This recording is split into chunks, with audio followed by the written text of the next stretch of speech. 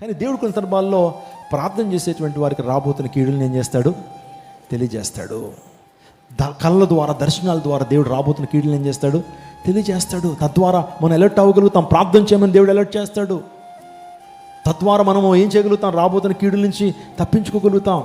అనుదినము ప్రార్థన ద్వారా జరిగే కార్యాల గురించి చాలా విషయాలు మనం వింటున్నాం.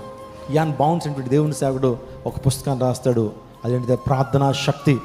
యాన్ బౌన్స్ అంటే దేవుని సేవకుడు ప్రేయర్ చేంజెస్ థింగ్స్ అనే కొటేషన్ ప్రపంచానికి అందిస్తాడు. ప్రార్థన పరిస్థితులను ఏం చేస్తుంది? మారుస్తుంది. ప్రార్థన పరిస్థితులను ఏం చేస్తుంది? మారుస్తుంది. గత వారం మాట్లాడినట్టున్నాను మీతో. ఎస్తేరు ప్రార్థన ద్వారా రాబోతున్నటువంటి భయంకరమైన కీడు నుంచి ఇజ్రాయెల్ సమాజము, యూదా సమాజము, ఎస్తేరు తన బంధువులందరూ కాపాడబడ్డారు. మొర్దెకై ఏం చేయబడ్డాడు? కాపాడబడ్డాడు.